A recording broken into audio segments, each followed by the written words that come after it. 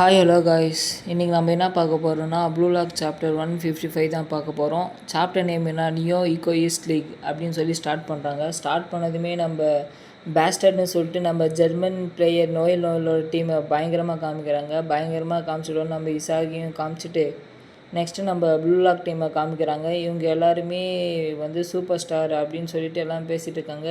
இவங்க எல்லாருமே அவங்கவுங்க கண்ட்ரியோட விங்ஸு மாதிரி, ஒரு பறவைக்கு எப்படி ரெக்க முக்கியமோ அதே மாதிரி கண்ட்ரிக்கு இவங்க முக்கியம்னு சொல்லிட்டு அவங்க பேசிகிட்ருக்காங்க. பேசிட்டே இருக்கும்போது நம்ம ஈகோ சென்பாய் என்ன சொல்கிறாருன்னா, இந்த கண்ட்ரிலேருந்து ஒவ்வொருத்தரும் வந்து U20 ஆட போகிறவங்க தான். இந்த 5 கண்ட்ரியில் இருக்கவங்களுமே U20 ஆட போகிறாங்க. ஸோ இவங்கெல்லாம் வந்து மாஸ்டர். அவங்கள ஒவ்வொருத்தராக நான் இன்ட்ரடியூஸ் பண்ணுறேன் அப்படின்ற மாதிரி சொல்கிறாங்க. இது நல்லா பாருங்கள், இது வந்து நியூ லெவலாக இருக்கும் நான் சொல்கிறது. ஃபஸ்ட்டு நான் வந்து எல்லாருக்கும் தெரிஞ்ச நோயல் லெவலை பற்றி சொல்லிட்டேன். செகண்ட் வந்து யார் சொல்கிறேன்னா, இங்கிலாந்து விங்குன்னு சொல்லி காமிக்கிறாங்க. அதாவது இங்கிலாண்டில் இருக்க மாஸ்டர். நோயலோலா வந்து ஜெர்மனியில் ஃபஸ்ட்டாக இருக்கும் மாதிரி இவர் இங்கிலாண்டில் வந்து பெரிய ஆள். அவர் பேர் என்னென்னா கிரீச்பின்ஸ்ன்னு சொல்கிறாங்க. இவர் என்ன பண்ணுவாருன்னா, ஒன் பேர் வித்து நோயலோலான்றாங்க. நோயலோலா மாதிரி இவரும் ஸ்ட்ராங்கஸ்ட்டு. இவருக்கு ஸ்பெஷல் நேம் என்னென்னா அயன் பாடின்னு சொல்லிட்டு இருக்காங்க. நெக்ஸ்ட்டு ஸ்பெயினோட விங்கு யாருன்னு காமிக்கிறாங்க. ஸ்பெயினோட விங்கு யாருன்னா த பிரான்சா அப்படின்னு சொல்லிட்டு ஒருத்தரை காமிக்கிறாங்க. இவர் யாருன்னா ஸ்பெயினோட விங்கு. இவர் எதில் பெஸ்ட்டுன்னா ரொம்ப என்ன சொல்கிறது, ட்ரிப்ளிங் பண்ணுவார். நம்ம பச்சிரா மாதிரியே ட்ரிப்ளிங் பண்ணுவாங்க. ட்ரிப்ளிங் பண்ணுறதை பார்த்து நம்ம இவர் என்ன பண்ணுறாருன்னா பச்சிரா, இவர் ட்ரிப்ளிங்கில் பெரிய ஆளா அப்படின்னு சொல்லிட்டு ஆச்சரியமாக பார்க்குறாரு. நெக்ஸ்ட்டு யாரை காமிக்கிறாங்கன்னா இட்டாலி விங்கை காமிக்கிறாங்க. அவர் பேர் மார்ச்சீஃப் ஸ்னைஃப் அப்படின்ற மாதிரி சொல்கிறாங்க. இவருக்கு இன்னொரு பேர் ராயல் மெசேஜர் அப்படின்ற மாதிரி சொல்லிகிட்ருக்காங்க. இவர் வந்து என்ன பண்ணுவாருன்னா ஸ்பெஷாலிட்டியே வந்து ட்ராவலர், த விக்டோரியஸ் ட்ராவலர் அப்படின்ற மாதிரி சொல்லியிருக்காங்க. நெக்ஸ்ட்டு யாரை காமிக்கிறா, ஃப்ரெஞ்சு விங்கை காமிக்கிறாங்க. ஃப்ரெஞ்சு விங்கை யாருன்னா இவருக்கு ஸ்பெஷல் நேம் என்னென்னா டிவைன் ஸ்பிரிண்ட் லோக்கி. அவரோட உண்மையான பேர் ஜூலியா லோக்கி அப்படின்ற மாதிரி சொல்கிறாங்க. இவர் வந்து எக்ஸ்ஜென் இசேஸ் லைட்னிங் ஸ்பீட் ஸ்ட்ரைக்கருன்ற மாதிரி சொல்கிறாங்க.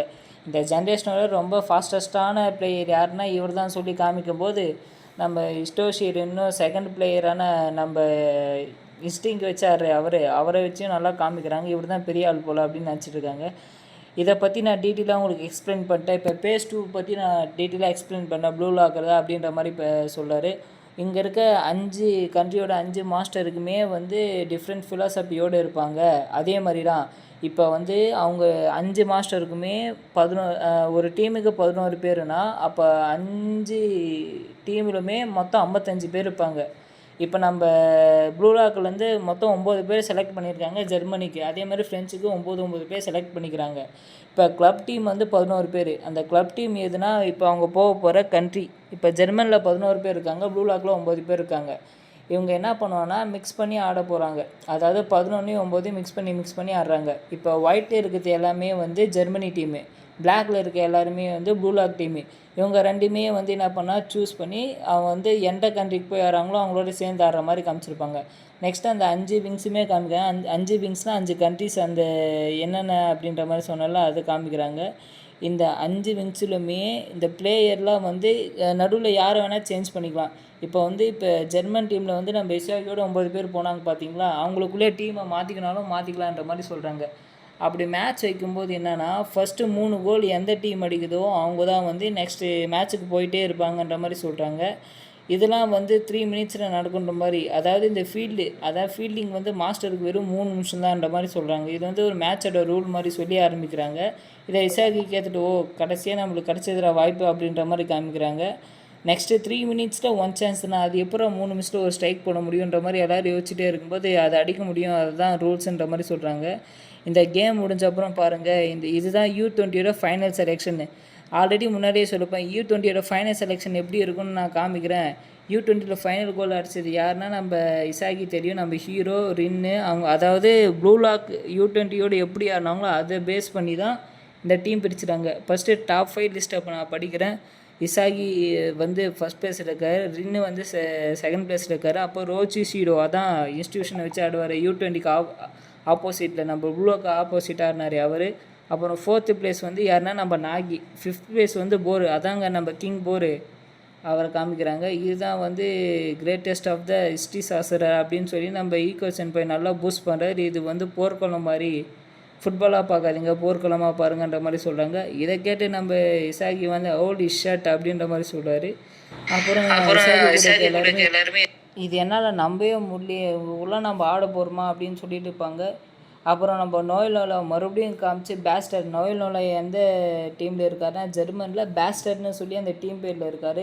இவரோட ஆடினா கண்டிப்பாக என்னோட வந்து லெவலப் ஆவான் எவால் ஆவான் அப்படின்னு சொல்லியிருக்காங்க. என்னோடய பாதை என் கண்ணுக்கு முன்னாடி இருக்குது அப்படின்னு சொல்லிட்டு அவர் ஸ்டார்ட் பண்ணுறாரு. அதுக்கு முன்னாடி மறுபடியும் ஈகோ சென்பாய் வந்து சொல்கிறாரு, ஒன்று சொல்ல மறந்துட்டப்பா அப்படின்னு சொல்லிட்டு நம்ம ஜெர்மனியில் இருக்க பூஸ்டன் மேன்சன் வந்து என்ன பண்ணிக்கிறாங்கன்னா, நான் உங்களுக்கு செகண்ட் ரூட்டும் ஒன்று அறிமுகப்படுத்தி வச்சுருக்கேன். அதாவது ஒரு சீக்ரெட் மாதிரி.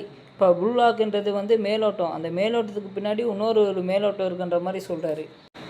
அதாவது புரியல, நான் தெளிவாக சொல்கிறேங்க. அதாவது ப்ளூ லாக்கில் வந்து உங்களுக்கே தெரியாமல் ஒரு மினி ப்ராஜெக்ட் நான் பண்ணி வச்சுருக்கேன்ற மாதிரி சொல்கிறாங்க. இது வந்து உங்களுக்கு ப்ரைமரி ரூப்பு, அதாவது ப்ரைமரி ரூட்டு செகண்டரி ரூட்டு நான் உங்களுக்கு வச்சுருக்கேன். அது யாருக்குன்னே தெரியாது. அதாவது ஸ்டார்டிங்லேருந்து தோற்று போனாங்க பார்த்தியா, அங்கே தோற்று போனவங்க எல்லாருக்கும் தனியாக ஒரு வாய்ப்பு கொடுத்து அவங்களே இவர் மேட்ச் போட்டு ஆட வச்சுருக்காரு. இந்த விஷயம் வந்து யாருக்குமே தெரியாது. அதுக்கு பேர் தான் வந்து வைல்டு கார்டு ப்ரோக்ராம் அப்படின்னு சொல்கிறாங்க. என்னது வைல்டு கார்டு ப்ரோக்ராம் அப்படின்றாங்க. வைல்டு கார்டு ப்ரோக்ராம்னா என்னது? இது உங்களுக்கே தெரியாமல் வச்ச மேட்ச்சு. இதுலேருந்து ப்ளூ லாக்லேருந்து வெளியானவங்களுக்குலாம் மொத்தமாக சேர்த்து வைக்கிற மேட்ச்சு. இது நீங்கள் நினச்சி பார்க்கறதவே ரொம்ப கொடூரமாக இருக்குன்ற மாதிரி சொல்லி காமிக்கிறாரு. சொல்லி காமிச்சிட்டு அந்த வைல்டு கார்ட்லேருந்து ஒரே ஒருத்தன் மட்டும்தான் வந்து சர்வே இருக்கான். அதுதான் த லாஸ்ட் டார்க் ஹவுஸ் அப்படின்னு சொல்லிட்டு மாதம் நம்ம குனிகாமி கூணு வராது. இதை பார்த்ததும் எல்லோரும் வந்து பாடுறான், இவன் பார்க்க நம்ம நோயிலோலா மாதிரியே இருக்கானேடா, பார்க்கவும் சரி அவன் உடை நடை பாவனை எல்லாம் அவனை மாதிரியே இருக்குது அப்படின்றாங்க. இப்போ தான் வந்து ப்ளூ லாக் ஃபேஸ் 2 முழுமையாக கம்ப்ளீட் ஆகுதுன்னு சொல்லி முடிக்கிறாரு. ஓகே காய்ஸ், இதோட நம்ம குனிகாமி கூனோட வைல்டு என்ட்ரி கார்டை மட்டும் காமிச்சிட்டு முடிக்கிறாங்க. நெக்ஸ்ட் சாப்டரில் நம்ம பார்க்கலாம். பாய்.